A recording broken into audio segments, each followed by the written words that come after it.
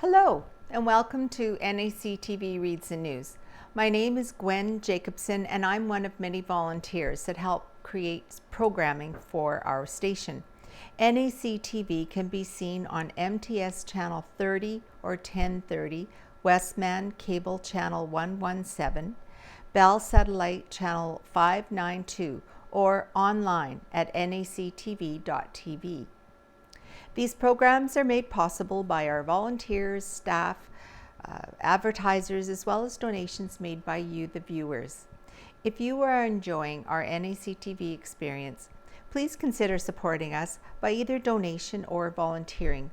You can contact our office at 204-476-2639 or at nactv@wcgwave.ca. This week's edition of the Neepawa Banner and Press is dated Friday, October the 22nd, 2021. And on the front page, there is just an absolutely beautiful picture of the Northern Lights painting the night sky. We've had a lot of Northern Lights in this past summer and fall. Sidney DeConing took the picture. He took it on Thanksgiving Sunday at around 11:30 p.m. and submitted it to the Banner and Press while out on the field near Polonia doing late night combining of canola. The Northern Lights illuminated the sky beautifully. It's gorgeous. Okay, I'm going to turn the page. Right, so the first column is called Big Ideas Pitched at Entrepreneurial Event by Kira Patterson. New and growing businesses were showcased at the 6th annual What's the Big Idea? Entrepreneurship Forum on Thursday, October the 14th. After a year hiatus due to COVID-19, Neepawa Economic Development brought the event back to the local Legion, allowing developing business owners to network, share about their businesses, and possibly earn some cash for their endeavor. Neepawa Mayor Blake McCutcheon made the opening remarks on the day. He said it's always exciting to give an opportunity to entrepreneurs to showcase their ideas and dreams. This event provides new businesses with the supports they need on the road to success. Neepawa Economic Development Officer Marilyn Crew added, "When someone decides to start their own business, it can be scary. There are many questions. The annual What's the Big Idea event provides business startups with the support and network to help them succeed." 5 entrepreneurs displayed their work and pitched the ideas to judges why they deserved to be awarded some money. There were 15 different awards available, with over $10,000 in cash and prizes, plus a $30,000 industrial lot from the town of Neepawa up for grabs. All the awards were sponsored by area businesses and organizations, and the event itself was supported by both local and provincial sponsors. Bill Sirik of Neepawa was the first entrepreneur to pitch his idea. Sirik gave an overview of his business called Creation Station, which offers production, promoting, and training services to independent musicians and artists. Sirik noted he has an online radio station and website allowing him to promote the artists he works with, but he also helps them learn how to promote themselves. He also offers tutoring and mentoring to help artists learn to use the technology to produce their own music or programming, record voiceovers, and more. While Creation Station is already an established business, Sirik was pitching to the judges at What's the Big Idea to get some support for his plans to build a music complex in Minnedosa, which will allow him to serve his clients better. The building would include a recording studio, rehearsal space, classroom for lessons, retail space for independent artists, merchandise, and more. Zurich ended up taking home 3 prizes from the event. He was awarded 2 $500 prizes donated by Minnedosa Rotary and the RM of Minto O'Donnell, as well as $1,000 from the town of Minnedosa. The next one is called 262 Meats. A Minnedosa area butcher, Matthew Cooper, was next up on stage talking about his business, 262 Meats. Cooper is an on-site butcher, meaning he goes directly to the farms to dispatch the animals, then brings the meat back to his farm to be processed. He noted he got into the business when he purchased his property south of Minnedosa that had a meat processing facility already on site. He was interested in learning a new skill, so he got trained in meat processing and started the business. Cooper is currently in his 2nd year of business and offers butchering services for beef, pork, and wild game. In his 1st year, he processed over 30 animals, while this year he's already done over 80. Cooper's plan for 262 Meats is to expand into retail, selling processed preserved meat products such as sausage. To be able to do this, he is planning on buying a commercial smokehouse, pricing scale, and chamber sealer, which will allow him to process and package for retail. He also hopes to one day open a brick and mortar retail space in either Neepawa, Minnedosa, or Brandon, and be able to sell meat products to customers from within 30 minutes of where they live. The judges awarded Cooper with 3 prizes. He received $500 plus a 1-year membership from the Minnedosa Chamber of Commerce, $1,000 from the Minnedosa Community Development Corporation, and $500 from Myers Norris Penny for Best Idea in Agriculture. The next pitch was from Jody Baker Photography. Neepawa resident Jody Baker was 3rd to pitch, talking about her new photography business. Baker got into photography as a way to stay sane during the pandemic lockdowns. She mainly photographs landscapes and night skies around the Neepawa area, but she also takes pictures at places she visits further afield. She only just launched her photography business in June after people showed interest in buying her pictures as prints when she shared them on social media. I've seen a lot of them too, and they are beautiful. To date, Baker has sold over 50 canvas prints through social media, craft sales and markets, as well as 2 stores that carry a selection of her photos. Baker's main equipment for her photography is her iPhone and a tripod, so her startup expenses were not very high. She is planning to invest some more into the business, including purchasing portable easels to allow her to display her prints better at craft sales and markets. She's also hoping to expand by finding more retailers to carry her photos. Baker was awarded 3 prizes from the judges. She received $150 from the Neepawa Lionels, $500 plus a 1-year membership from the Neepawa Chamber of Commerce, and $2,000 from Neepawa and Area Development Corporation. The next pitch is called Butter Believe It. A unique food venture, Butter Believe It, was pitched by Elizabeth Morrow of Brandon. Morrow's business offers freshly churned butter made with local ingredients. She also creates different flavored butters such as jalapeno, maple bacon, and tomato basil parmesan. Morrow has only been in business for 3 months, but she plans to offer gift boxes, subscription boxes, and more with her specialty butters. She currently is working out of a small commercial kitchen in Brandon, taking orders over social media, but she hopes to open her own store. She would like her own location with space for processing, packaging, and shipping, as well as retail space to sell her products in person.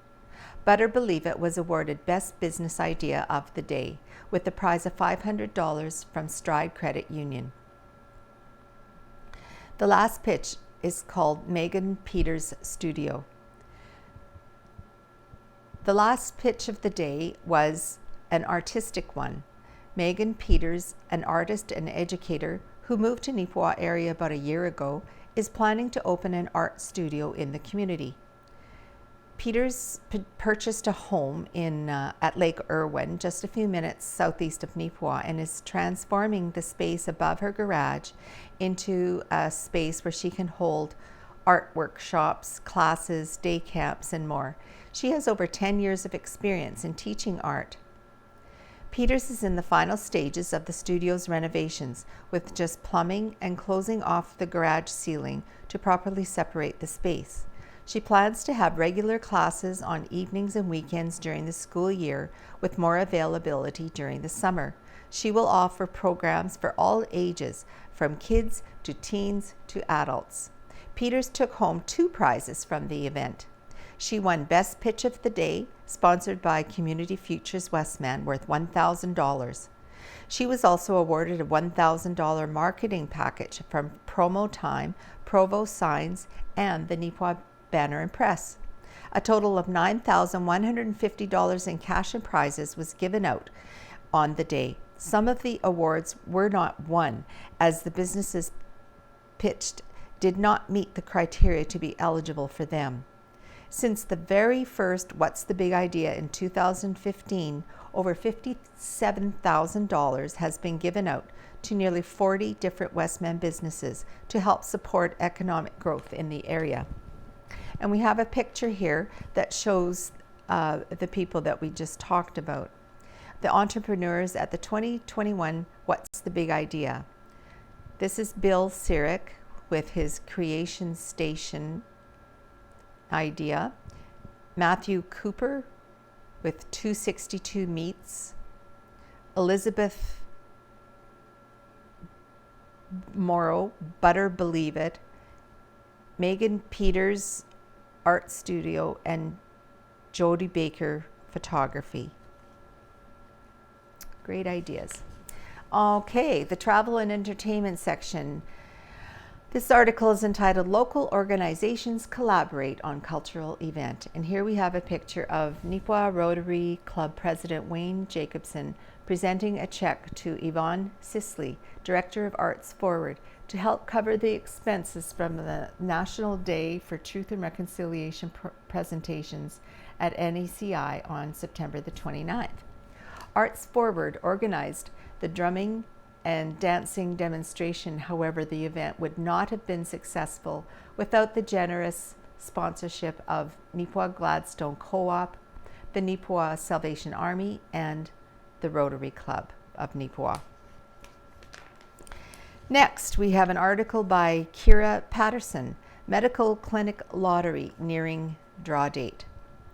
The Neepawa District Medical Committee is getting close to wrapping up ticket sales for their annual Farm and Leisure Lotto. The lottery is held every year as a fundraiser for the community-owned Beautiful Plains Community Medical Clinic in Neepawa. Sales opened up for this year's lottery in early September, with the early bird deadline passing on October the 2nd. The final deadline to purchase tickets is Saturday, October 30th, with the draw taking place on October 31st. Lottery chairperson Mary Ellen Clark noted that ticket sales have been going amazingly well this year. She said, "We're running about equal with last year, and last year was our best year ever." The lottery tickets are normally available as singles or in 3-packs, but the 3-packs were already sold out by the end of September this year.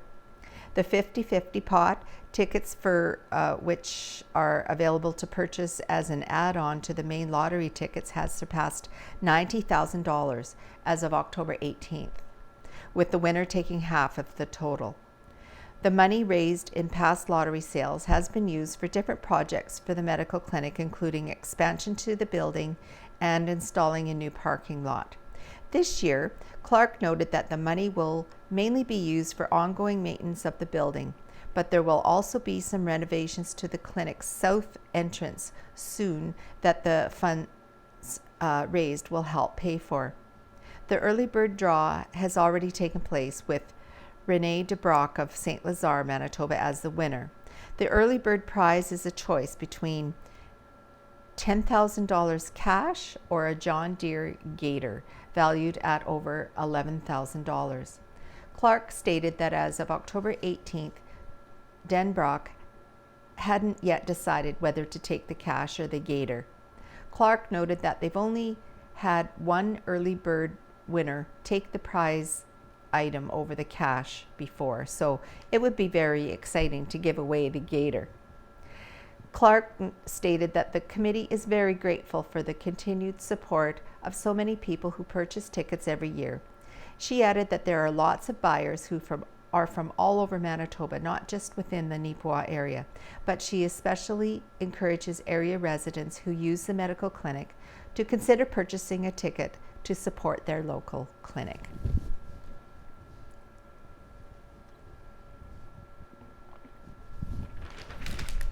All right. Spruce Plains RCMP report by Corporal Jacobsen. During the week of October 11th to the 17th, Spruce Plains RCMP dealt with 44 police activities. On October 11th, RCMP were dispatched to a single rollover of a vehicle near Plumas. There were 4 passengers who suffered minor to moderate injuries. The matter is still under investigation. Police also conducted a well-being check on an individual in Minnedosa who was located with no cause for concern. October 12th, RCMP received report of a suspicious vehicle in Minnedosa by a concerned resident who thought the driver's behavior was odd. Patrols were made, but the vehicle could not be located. Police responded to a commercial alarm in Neepawa that was later determined to be false. Police received a report of a vehicle that was stolen from Neepawa that was soon after involved in an accident in Brandon. The matter is under investigation. On October 13th, RCMP responded to an abandoned 911 call in Neepawa. Police attended the location of the call and found everything to be secure with no signs of suspicious activity. Police received a report of a motor vehicle collision involving a bear in the RM of North Cypress, Langford. Fire and EMS attended, however, there were no reported injuries. On October 14th, RCMP received a report of a stolen youth's bike in Minnedosa. The bike was later located by a local resident who spotted it behind a building in town. Police received a report of mischief where a vehicle's tires were slashed in Minnedosa. There was insufficient evidence to proceed further. Police responded to a report of harassment in Arden. After investigation, it was determined that there was insufficient evidence to proceed with charges. On October the 15th, RCMP responded to a report of an assault in Minnedosa. Police attended and determined there were no injuries. The complainant declined further police action. Police received alarm calls in Minnedosa and Neepawa, and both were determined to be false. October 16th, RCMP received a report of a missing youth in the RM of Rosedale. Police attended, located the youth, and they were given a ride back to their residence. Police were dispatched to a report of a vehicle that was stolen overnight in Neepawa. The vehicle was located the next day by another RCMP unit, and the driver was arrested and charged. October 17th, RCMP responded to a report of a domestic assault in Minnedosa. One person was arrested, charged, and taken into custody as a result. Police were dispatched to an abandoned 911 call in Neepawa. It was determined that it was dialed accidentally by a child in the residence. Police received a report of a stolen wallet in Minnedosa. The matter is still under investigation. The RCMP conducted 11 traffic enforcement actions during this reporting period. Public service announcement. A little joke, I guess. A police officer pulled me over and said, "Papers." I said, "Scissors, I win," and drove off. I guess he wants a rematch because he's been following me for about 45 minutes. If you have any information about these crimes or any other crimes, please contact your local RCMP office or Crime Stoppers at 1-800-222-8477. Due to the ongoing COVID-19 pandemic, The Neepawa and Minnedosa RCMP detachments advise that they will be limiting front counter services at the detachments until further notice. We request that you contact each detachment first at Neepawa 204-476-7340 or at Minnedosa 204-867-2916 to inquire about criminal record checks or to report a file. Leave a message if needed and it will be checked the following business day. Please do not leave a message if you require immediate police assistance. You must dial Neepawa 204-476-7338 or Minnedosa 204-867-2751 or 911 to have a police officer respond to you promptly. Now we have an article by Cordelia Smith of the NACI Hope Group entitled, "It Will Soon Be Time to Scare Away Hunger." Halloween can be a scary time, especially for those in need of food. Did you know that there are 4 times more food charity programs than grocery stores? There are over 6.7 million Canadians who rely on charitable food banks every year. In 2020, $33 billion worth of food was provided to charities. The Neepawa Community Ministry Center, or NCMC, formerly known as the Salvation Army, has assisted over 120 individuals with 6,489 pounds of food since May 2021. Food shortage is why the NACI Hope Group has always tried to scare away hunger with our annual food drive on Halloween. Between October 27th and 28th, Hope members will be dropping off bags that contain an information flyer at your front door. We ask that you fill the bag or donate anything you can, being mindful of expiry dates on the food items. Currently, the most needed items include school snacks, canned food, pulses or grains like couscous, quinoa, dried beans, 1 to 2 kilograms of flour, and things like baking powder, baking soda, jam, honey, coffee, tea, juice, shampoo and conditioner, dish soap, and laundry soap. Hope members will be coming to pick up your filled bags from your doorstep on Halloween Day. Please put your filled bags out by 1 p.m. on Sunday, October 31st. Be sure to place your bag in a visible location, as students will not be knocking on any doors. All the food collected will be donated to the NCMC and will be used to help those in need in our community and area. Hope members apologize in advance if they miss your bag during your pickup. If this happens, please take your donation to the NCMC. Thank you for helping scare away hunger. And speaking of food, we're going to read Helen Drysdale's Out of Helen's Kitchen, and this week it is called I Dig Manitoba Potatoes. Manitoba has the second largest potato industry in Canada. Prince Edward Island is the first. Manitoba's first record of commercial potato production was in 1908, when 20,800 acres were planted and harvested. Today, Manitoba harvests over 80,000 acres of potatoes and process over 1,200 million pounds of potatoes into French fries each year. That is a lot of French fries. Other potatoes go for Old Dutch chips, pierogies, table use, and seed potatoes.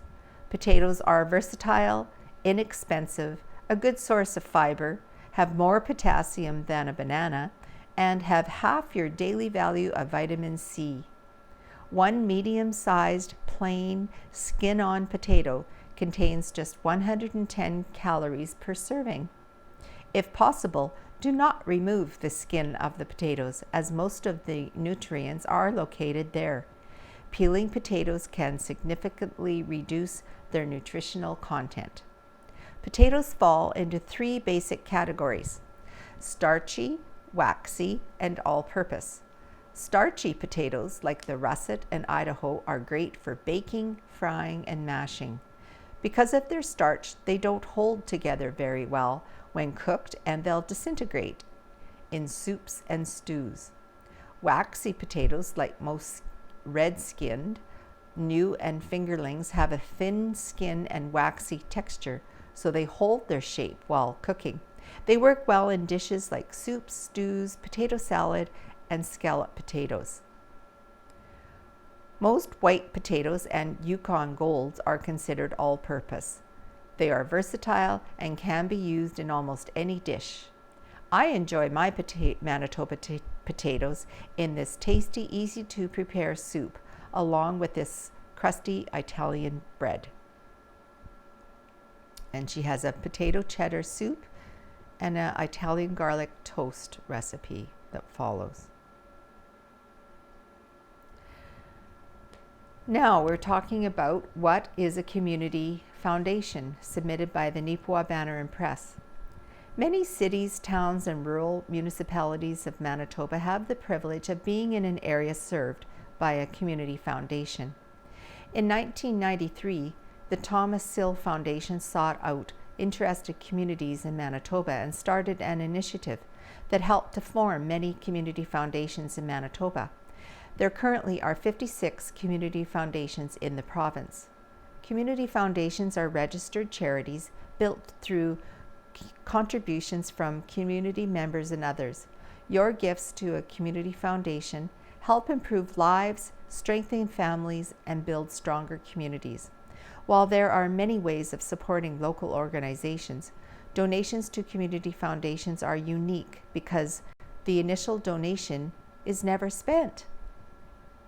Instead, annual grants are made from interest earned on a pool of donations. By pooling and investing gifts into endowment funds, a community foundation is able to provide financial support to a variety of charitable projects within the geographic area it serves forever. A community foundation helps to fulfill the charitable intentions of many by providing grants to charities.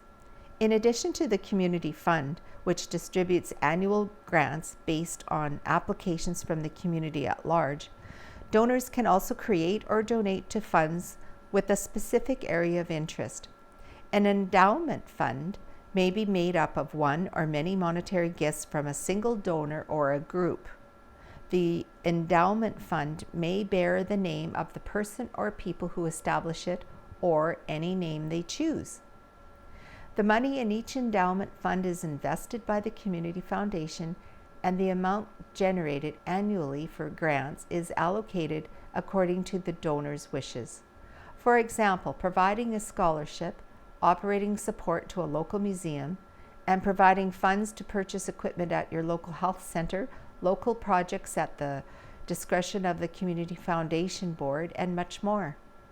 Your donation to a community foundation is never spent. An endowment fund lasts forever. A gift to an endowment fund is a powerful choice for supporting your community over the long term.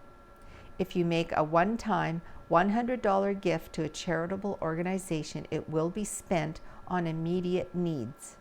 If you make a gift of $100 to an endowment at a community foundation, or like any donation size is gratefully accepted, its impact will snowball over time. By year 30, the original investment will have grown to approximately 213, and a total of 339 will have been distributed in grants. For example, the Neepawa District Health Center Endowment Fund was established with a donation of $620,000 in 1997, and the fund has received donations to this fund since it was established. As of November 30th of 2020, the current market value of the fund was $1,287,952.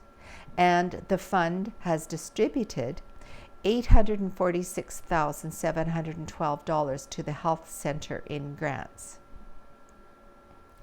To learn about how to make your donation impact your community forever, and to learn about your local community foundation, head to Endow Manitoba's website at endowmanitoba.ca.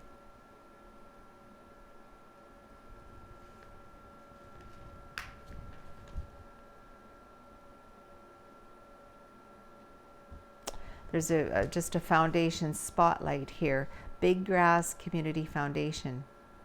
It primarily covers the communities of Plumas, Langruth, Westbourne, and Gladstone.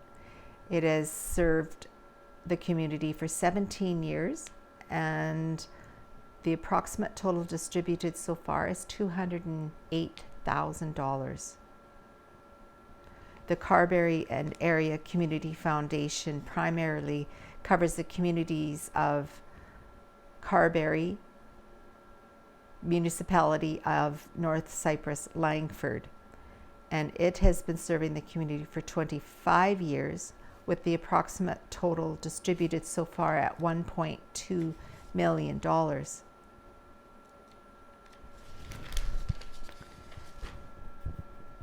All right, we have a 4-H article here by Casper Warehan. Last week, the Manitoba 4-H Council announced Leaders of Tomorrow scholarships for 4 current and former 4-H club members to assist with their post-secondary education tuition fees. Among these recipients were Raina Topham of Minnedosa and Cameron Gianetti of Neepawa. Both Topham and Gianetti received $10,000 from the 4-H Manitoba, made possible by a $1 million endowment fund from the provincial government that has allowed for the gifting of a total of $42,500 in scholarships this year. Topham was involved with the Minnedosa Multipurpose 4-H Club and Minnedosa 4-H for Teens Club, her affiliation with the group starting when she was just 8 years old. Topham remained with the club until she graduated high school, learning skills such as cooking, sewing, money management, and outdoor survival. During her time with the club, she also held the executive positions of the club president, vice president, and secretary. Topham cites her older sisters, younger brothers, and mother's involvement in 4-H as her inspiration for remaining active in the program, fueling her drive to take on new projects within the club. Currently studying at Brandon University, Topham is majoring in English with a minor in history, pursuing a 3-year Bachelor of Arts degree. Topham will be graduating in 2022 and plans on joining the education field as a high school teacher. In an article by the Brandon Sun, Topham credited her experiences with the 4-H Club for her decision to pursue an education-based career. She said, "I felt a much larger responsibility completing my post-secondary education because I know that I'm now only responsible for myself, but I'm responsible for what I'm going to be teaching in the future." That whole learn by doing concept is totally applicable here. It really put a lot of positive pressure on me to stay engaged in my classes and keep up with all my readings, because I know that the knowledge that I'm gaining is going to be helping the students that I'm teaching in the future. And for Cameron Gianetti, he was a member of the Bells, Bows, and Builders 4-H Club of Neepawa for 9 years and is currently applying to a variety of law schools. He hopes to attend the University of Manitoba, the University of Victoria, or the University of British Columbia, or UBC. Prior to applying for law, Gianetti completed an undergrad degree in geography from the UBC and a graduate degree in communications and technology from the University of Alberta. Gianetti has told the Brandon Sun that he aims to take everything he has learned throughout his education, involvement in 4-H, and career experience and use it to act as an environmental lawyer. He said, "I was looking at environmental sustainability and environmental management primarily. With my graduate degree, my research looked at the environmental impacts of social media hotspots, which is the tie into the technology side of things. Gianetti explained that his work centered on how people becoming more aware of different destinations through the use of social media platforms can lead to damage of the site due to the increase in visitors to that area. During his time in the Neepawa 4-H Club, Gianetti tackled woodworking, money management, cooking, robotics, and more. Gianetti also gained experience in a variety of executive positions with the club, including president and treasurer. The grants provided to Topham and Gianetti were granted in honor of Margaret Biden's, Bruxelles 4-H crew, and Rona Camfoli and the Ethelbert 4-H Club, respectively. Also by Casper Warehan, school divisions now testing staff for COVID-19. The return to full-time schooling amidst the pandemic has meant making adjustments for safety. As part of the province's vaccination mandate, these safety precautions now include COVID-19 testing for educational staff. All teachers and other staff were required to confirm if they were vaccinated, not vaccinated, or did not want to disclose their status. The Beautiful Plains School Division began collecting this information from its staff on September the 8th, with all results confirmed before the first test of staff was required on October 18th. All staff who are not vaccinated or did not share their vaccination status are required to be tested. Currently in Beautiful Plains School Division, 95.8% of our regular staff are fully vaccinated, said Jason Young, BPSD Superintendent. Young told the Banner and Press that the testing kits the BPSD is using cost $175 plus shipping per kit. Each kit contains 25 rapid tests, bringing the cost of each test to approximately $7 each. These costs are for the Beautiful Plains School Division's current supply being covered by the federal government and the tests provided by the federal and provincial government. The current supply of tests is expected to last into December, after which more tests will need to be procured through the province. It is unclear, the Beautiful Plains School Division at this time, as to who will be responsible for the cost of test procurement when that time comes. Each individual that is required to be tested will undergo COVID-19 testing 3 times per week. All tests will be done outside regular work hours, with 2 tests per week being conducted without direct supervision and 1 test per week with direct supervision. The supervised test includes an attestation form that is signed and submitted weekly to Mr. Young by the test supervisors. The testing process requires the individual to do a nasal swab going approximately 1 inch within each nostril. The swab is then put into an extraction tube that contains a buffer fluid, which is then dripped onto a testing device. After 15 minutes, the device provides either a negative or positive result. If the results are positive, the staff member then goes for a PCR test to confirm the results, Young explained. The intent is for no staff member who is not vaccinated to have contact with students without having a negative test within the last 48 hours.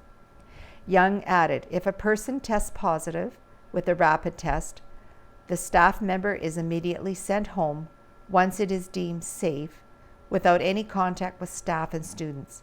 They are then required to go for a PCR test at a testing site and do not return to work until directed to by public health. This vaccination mandate is expected by Dr. Brent Rusin, Chief Public Health Officer, to remain in effect until at least the spring of 2022.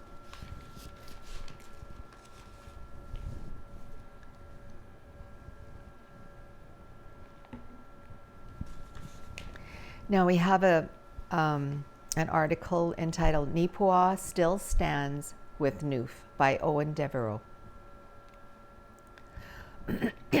While Neepawa's Dylan Neufeld learned that he had angioimmunoblastic T-cell lymphoma, his family and friends immediately banded together to offer their love and support. Almost as quickly, the community that he had called home most of his life did the same, and en masse. Now, almost a year after the initial diagnosis, the community's support for the young man and his family only seems to be getting stronger. Late last year, Neufeld, likely known to many Banner and Press readers for his impressive athletic exploits, was diagnosed with T-cell acute lymphoblastic leukemia, a rare and aggressive form of cancer. He returned home to Manitoba from Edmonton to be with his family during his treatment. Since that time, Neufeld has undergone chemotherapy in Winnipeg. Members of the family, however, had to take leave from work to be with him in the city while the treatment took place. Anyone who has been in Winnipeg for any extended period of time knows it can quickly become an expensive proposition. Travel expenses, hotel stays during treatments, and medications can quickly accumulate a hefty cost. That is why, according to Brandy Falk, a family friend of the Neufelds, everyone pulled together to assist with the financial burden, and that's how I Stand with Neuf started.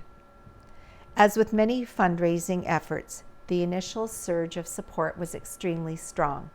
Falk and Amanda Martin opened a benefit account for Dylan at Stride Credit Union for donations, and a few local fundraisers were also planned.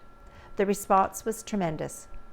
In an interview with the Banner and Press back in January, Falk noted that the family is feeling blessed and forever grateful for all the support, generosity, and love they have received thus far, and wish to extend a huge thank you to all, everyone from near and far. For many fundraising efforts, there is also the fear that the early enthusiasm can begin to wane over time. Fortunately, that is not the case here, as Neepawa continues to show its support heading into the winter. An online auction has been organized via social media and has received a lot of support. About 400 people have joined the event page on Facebook, with bidding going strong. Organizers have indicated that they are still receiving messages from people and businesses wanting to donate. As of the publication deadline, there were 60 prizes donated by 50 individuals, businesses, or groups from across the region. The bidding will close on Saturday, October 23rd at 12:00 p.m. Several other businesses also took it upon themselves to help the family by creating their own I Stand with Neuf fundraisers. Individual efforts have included Jerry Ann Pastershank auctioning off Christmas mini packages on her photography page, Christine Peterson and Colleen Much, who hosted an Epicure fundraiser, and Raylyn Renka and Ashley Plutt have teamed up to host a Young Living essential oil fundraiser. As well, many businesses who have donated previously to Dylan and his family continue to be there in his time of need. Cash donations from Your Dollar Store with More, Roder's Bakery, and Hiller Electric have been made, while Boston Pizza in Neepawa donated $5 for every medium and large pizza bought on the first 2 Fridays in October. The Neepawa Titans, Whitey's Fitness Body Shop, Chicken Chef Neepawa, and Farmer Brewery are also offering support through a variety of fundraising events. In a statement sent to the Banner and Press on Tuesday, October the 19th, Falk and Martin once again expressed their gratitude to everyone who has supported the family and continues to be there to this day. Our community is really strong and has shown time and time again all of us coming together to support people and families in their toughest times. It has been truly heartwarming to see all the support, and Dylan and the Neufeld family is forever grateful for everyone's generosity and kindness they have been shown.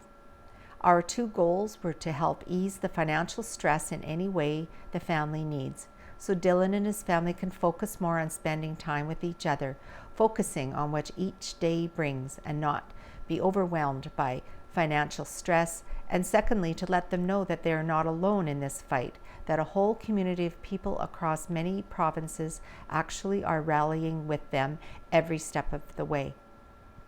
In September, Rhonda Neufeld, Dylan's mum, shared this update. The stem cell transplant is no longer an option for Dylan. The cancer keeps reoccurring in his cerebral spinal fluid. They do not have a cure for the blood-to-brain barrier. Dylan will continue to do treatment for as long as treatment works or until his body has had enough. They cannot give us a time frame as to how long the cancer will be controlled by therapy, so the goal is to live with the cancer since they cannot cure it. The most recent update has noted that Dylan has had radiation done, but the outcome was not what everyone had hoped. The leukemia part of the disease has returned, and Dylan will continue to do what treatment he can for as long as he can. Anyone who wishes to support the fundraisers, learn how to donate, and wishes to receive updates on Dylan's condition can do so on their Facebook, I Stand With Neuf, as well as their Instagram account at I Stand With Neuf. And that's Neuf, short for Neufeld. And here's a really nice picture of Dylan right there and his family. Here are his parents, Dan and Rhonda, and brother Riley. Good luck with that, Dylan.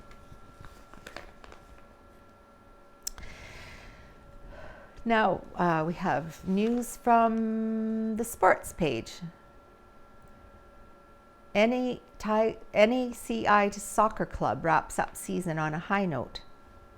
This is the NAC Tigers women's soccer team, girls soccer team. They finished off their season with a 2-1 victory over Minnedosa on October 13th, earning the title of Zone 7 champions. The full details on the team's victory will appear in the next edition of the Banner and Press on October the 29th. And here we have a picture of the NAC Tigers boys volleyball team. They claimed top spot in volleyball tournament by Owen Devereaux. The Neepawa Area Collegiate Institute, NACI Tigers, were the top team at the 2021 MCI Invitational Boys Volleyball Tournament, recently held in Minnedosa. The Tigers first defeated the host team, Minnedosa Chancellors, by scores of 25-19, 25-23.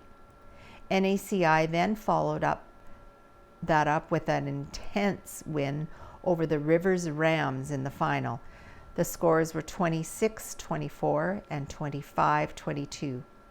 The NACI varsity boys volleyball coach, Reggie Vasquez, said that since being able to return to play, the team has been working very hard in practice, and to see that effort rewarded with this tournament win is great to see. After a year-long hiatus from competitive sport due to COVID, the opportunity for students to participate has been a blessing for all sports enthusiasts. First, congratulations to the River Rams on making it to the finals. Honestly, the boys put in the hard work, attending additional practices and giving up free time. The extra hours paid off. In the finals against Rivers, we were 2 points away from a set loss, which could have changed absolutely everything. But they kept their intensity and focus and were able to pull out the win. I am so proud of the team. They came together, practiced with intensity and purpose at the event that they played as a true team. Everyone on the roster should be proud, even those players not able to play this one. Our journey to date has been a group effort. Next up for NACI is the Carberry Varsity Volleyball Tournament, which is scheduled for Saturday, October 23rd. The exhibition hockey schedule is underway for the NACI Tigers, and here we have a picture of them. The preseason has begun for the Neepawa Tigers in the Westman High School Hockey League. The Tigers started with an 8-4 loss to the GCB Wildcats on Friday, pictured above. NACI would bounce back the very next night, however, defeating the Vincent Massey Vikings by the score of 4-1. The regular season will start for NACI on Saturday, October 24th, when the Tigers travel to Brandon to play Crocus Plains. Neepawa's home opener will be Wednesday, October the 27th at 7:30 p.m. And one more picture. NACI football, rain in the rain. The Neepawa Area Collegiate Institute NACI Tigers football team had to battle a lot more than just their undefeated opposition on Wednesday, October 13th. In the midst of torrential rainfall, all Tigers found a way to defeat the Southwest Sabres by the score of 8-6. The victory improved NACI's regular season record to 3-1. And continuing with the sports, the Neepawa Titans split weekend games against Swan Valley Stampeders. Here we have a picture of Neepawa's Jaeger Lapointe as he presses in on the Swan Valley net during a shootout at the Yellowhead Center on Sunday, October the 17th by Owen Devereaux. While the Neepawa Titans picked up 3 of a possible 4 points in a pair of games over the weekend, the team feels as though it remains stuck on a treadmill in relation to catching up to those ahead of them in the MJHL standings. The Titans collected a much-needed win in Swan River on Friday, October 15th, beating the Swan Valley Stampeders 3-2 in a shootout. Connor Brust and Rylan Gunnison scored in regulation for Neepawa. Van Gunnison, along with Cameron Trimble and Jaeger Lapointe, all tallied goals during the shootout, which gave the Titans one more than the Stamps were able to reply back with. Then, 2 nights later, Neepawa jumped out to an early 2-goal advantage at home, but were unable to maintain the lead, ultimately falling 5-4. The Titans came to play early, scoring 2 goals just 4 minutes apart. Jaeger Lapointe gave the Titans a 1-0 lead at 4:48 into the game, collecting his 4th of the season. Mitch Thiessen then picked up the game's 2nd goal a few minutes later. Swan replied back with a pair of goals in the first 10 minutes of the second period before Thiessen scored his 2nd of the night and 3rd of the year, making it 3-2 going into the 3rd. For the final period in regulation, Swan Valley scored twice to lead the lead before Connor Brust tied it up late. While Neepawa had several close opportunities in overtime to end it, this game, just like the one in Swan River, ended up needing to go to a shootout. On this occasion, Swan Valley's Cody Barnes and Quinn Mulder each scored a goal, while goaltender Kobe Grant picked up the win. With 10 games in the books on their regular season schedule, the Neepawa Titans are 3-5-1-1 with 8 points. They find themselves in a real battle for 3rd place in the Western Division. Neepawa, Swan Valley, Verdun, and OCN all find themselves within 2 points of one another. The Titans will play against the Swan Valley Stampeders on Friday, October the 22nd at the Yellowhead Center. Start time is set for 7:30. Now for Gladwin Scott's Here and There. News from Carberry, North Cyprus, Langford. The Manitoba Baseball Hall of Fame held its fall meeting September 22nd via Zoom, with 16 members present. This organization will celebrate its 25th anniversary in 2022 and is looking for some special activities to celebrate. They plan to hold a 2nd annual golf tournament in Neepawa during the summer, with the date to be determined.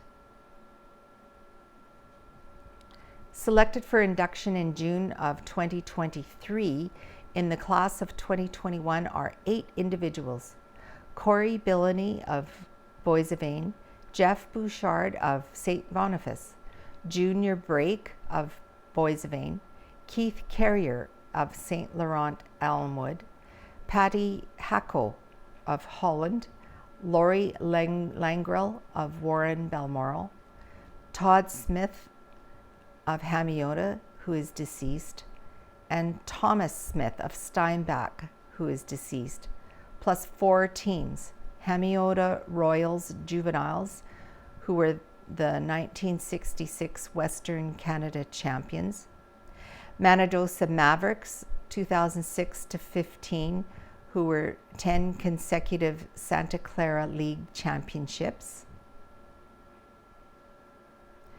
Reston Rockets 2009 to 13, who were top MSBL team nationals at Prince George, BC and St. John's, Newfoundland, and Norwood 1953 to 56, who were Winnipeg champions.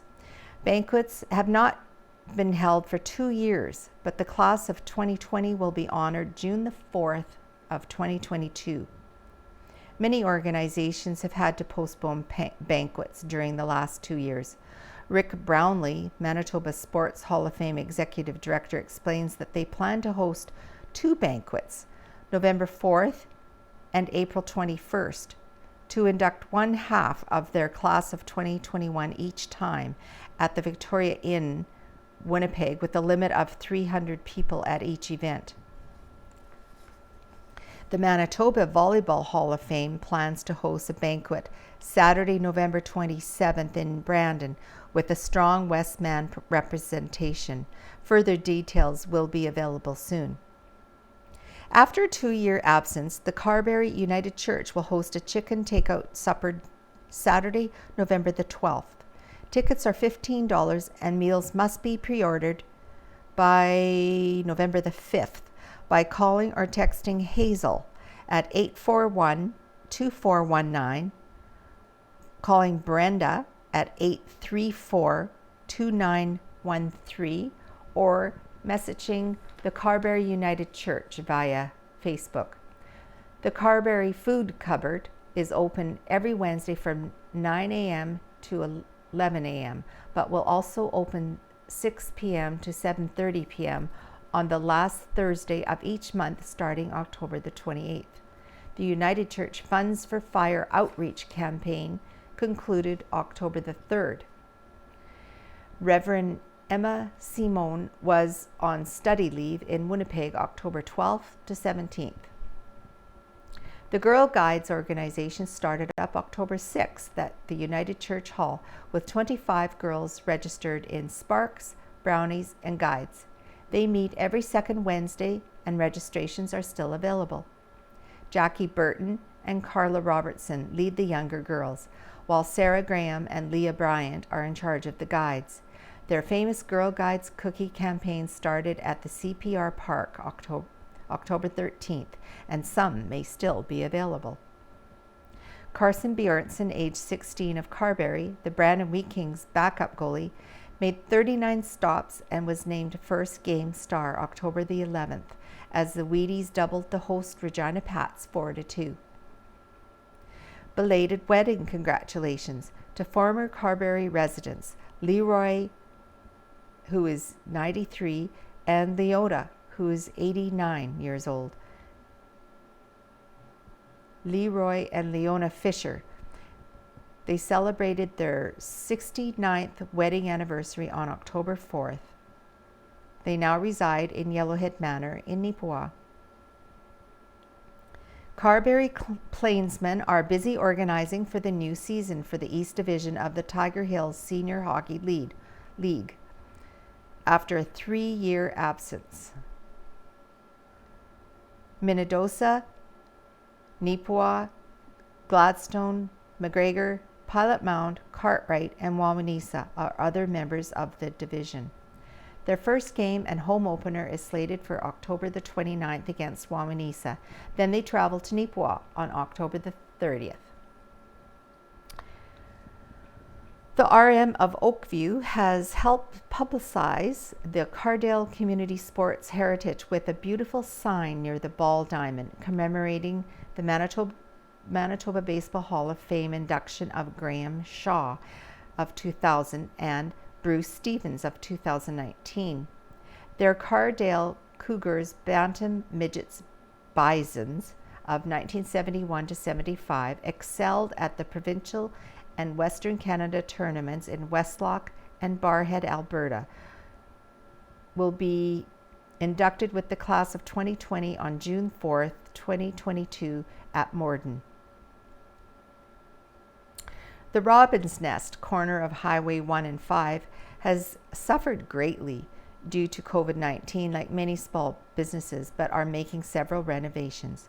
The restaurant is open and a convenience store is being added, as are Esso gas pumps. Contractor Cody Campbell has completely renovated 10 motel rooms.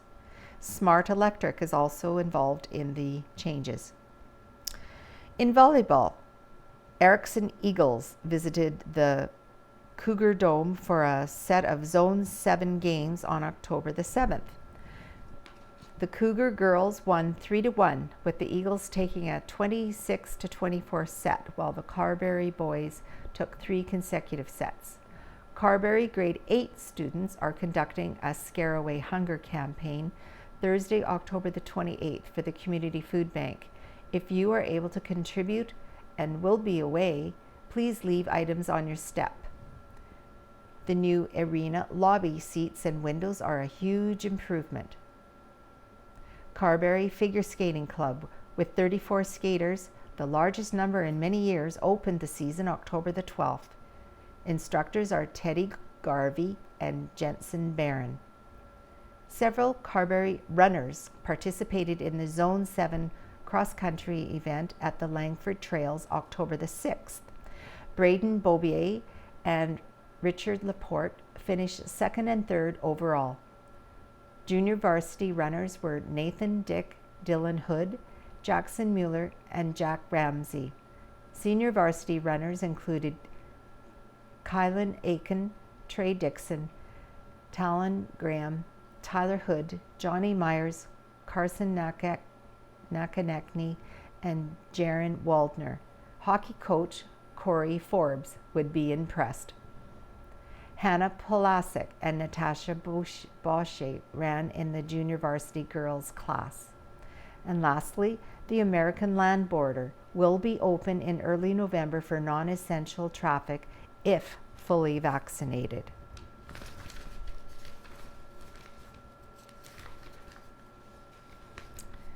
I'll just see what else is here.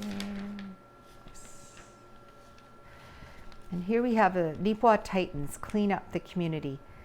The Neepawa Titans Hockey Club were cleaning up the community recently. The team was out and about in the Neepawa area on October the 18th, cleaning up stray trash and recycling, collecting a hefty sum pictured above.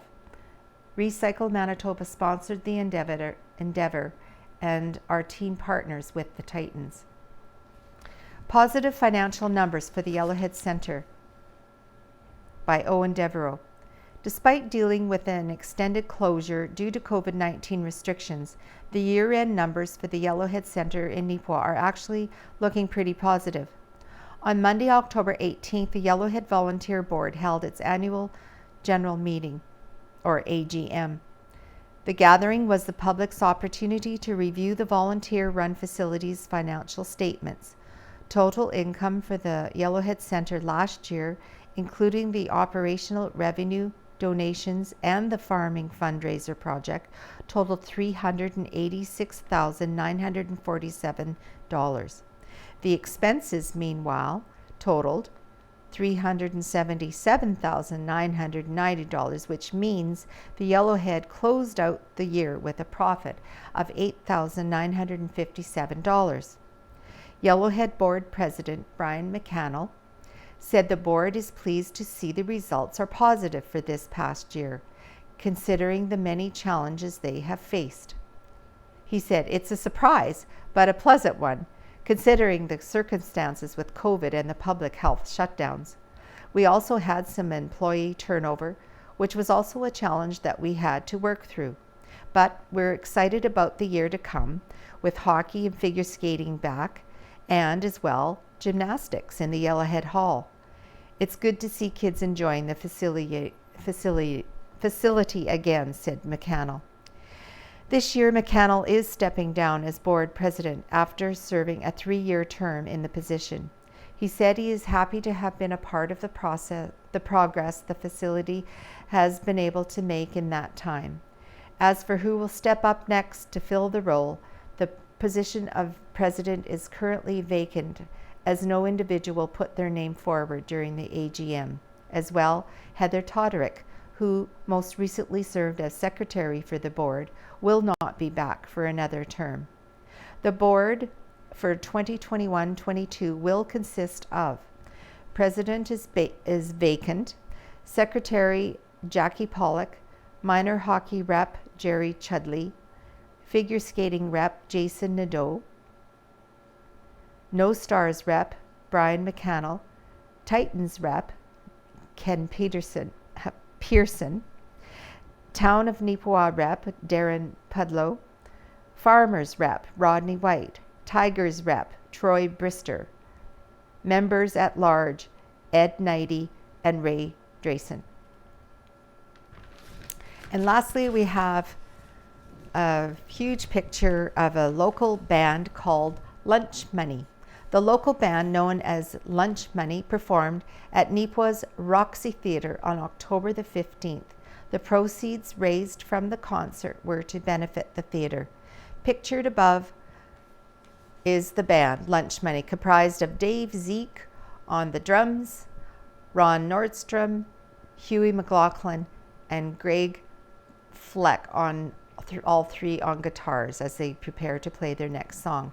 And I noticed that the people will be able to view the concert on NACTV if you look at the schedule. So that is it for this week's Neepawa Banner and Press. Thank you for joining us, and we'll see you next week. Bye for now.